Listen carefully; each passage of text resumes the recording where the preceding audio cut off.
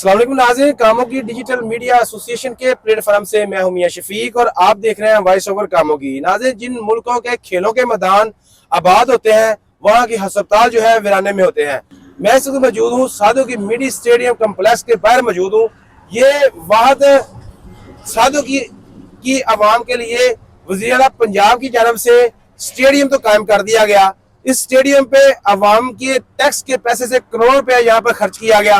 यह 4 साल पहले ये स्टेडियम कायम किया गया, लेकिन ये 2 साल से ये स्टेडियम मुकम्मल तौर पर गैर फंक्शनल है। यहाँ पे आपको मजीद बताता चलूँ, यहाँ पर स्टेडियम के पानी निकालने वाली मोटरें गायब, बिजली का मीटर गायब, ट्रांसफार्मर जला हुआ, पानी का निजाम जो पानी लगाने वाला सिस्टम है वो गायब, और ऊपर सोने पे सुहागा ये है कि इस स्टेडियम को वॉच करने वाले जो 4 गनमैन है वो यहाँ पर मौजूद ही नहीं, और चारों गनमैनों ने खुद एक प्लानिंग करके कुछ पैसे डालकर प्राइवेट यहाँ पर एक बंदा हायर कर दिया हुआ है। तो अगर ऐसे मामला होंगे तो इसके हालात कैसे होंगे। उनके अंदर आ चुके हुए हैं, अभी मेरा कैमरामैन आपको दिखाएगा कि ये देखें, ये स्टेडियम की हालत है। ये लगता है यहाँ कोई 6-7 माह से पहले कोई यहाँ पे आया नहीं है। अभी आगे दिखाते हैं आपको। मैं मजीद आपको बताता चलूँ कि यहाँ पर जो इस स्टेडियम को देखने वाले वॉचमैन हैं वो 4 वॉचमैन सरकारी तौर पर तो यहाँ पर मौजूद है, लेकिन करंट सिचुएशन ये है कि यहाँ पर एक बंदा भी यहाँ पर मौजूद नहीं, और उन चारों बंदों ने जो है वो मिलकर एक प्राइवेट बंदा हायर किया हुआ है। वो सिरे से गायब है। इस प्राइवेट बंदे को यहाँ पर बिठाया है, वो सिर्फ आता है और एक चेयर पर बैठ के चला जाता है। वो क्या इसको वॉच करेगा। और अगर ये कुर्सियों की बात करें, ये देखें,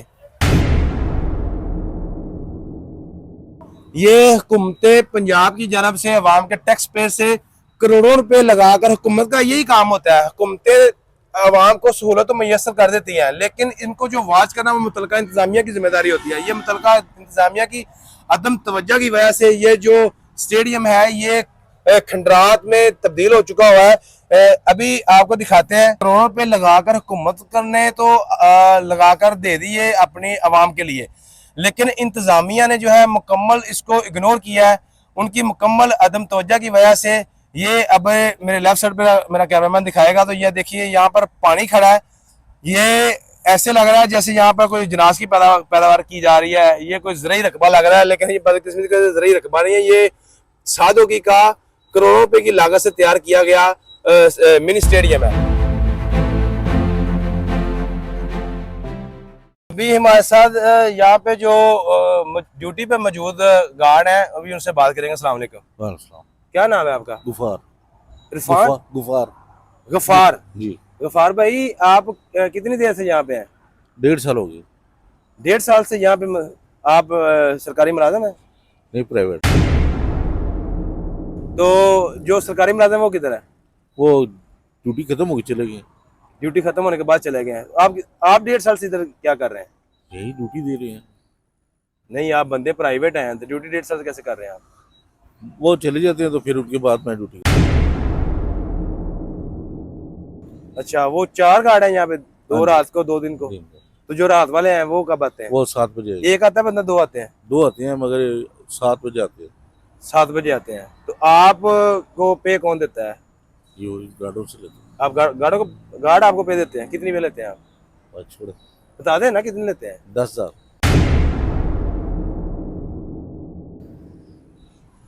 ये अलमिया देखिए कि 4 गार्ड मिलकर एक प्राइवेट बंदे को 10,000 में हायर किया और खुद जो है वो सिरे से गायब है। अभी आपको एक और चीज दिखाऊंगा नाज़रीन। अभी ये देखिएगा, ये जो मेरे अकबे नजर आ रहा है, ये ट्रांसफार्मर है, ये जल गया हुआ है। इसको दोबारा सही हालत में नहीं लाया गया, और उसके ऊपर सोने पे सुहागा ये है कि इसके ऊपर ये यहाँ पे बिजली का मीटर लगा हुआ था। ये बिजली का मीटर लगा हुआ था, ये इंतजामिया की अदम तवज्जो की वजह से ये बिजली का मीटर वापडा वाले उतार कर ले गए हुए हैं, क्योंकि यहाँ पर किसी किस्म की तवज्जो नहीं दी गई। और मेरे पीछे जो नजर आ रहा है, ये सारा इसके अंदर पानी खड़ा हो जाता है। ये 7 नाला है, इसका पानी खड़ा होने की वजह से अभी जो हमारी गार्ड से बात हुई थी, अभी आप ये बता रहे थे कि यहाँ पर सांप आ जाते हैं। सांप किस जगह पे आते हैं? ये ग्राउंड की पक्की जगह पर सांप आ जाते हैं, ग्राउंड में से निकल गए।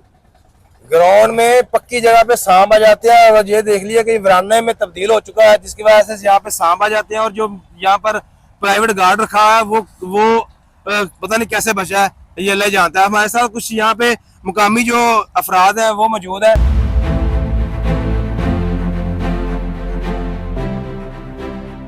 वालेकुम सलाम। क्या हाल है? जी ठीक ठाक। क्या नाम है आपका? साद।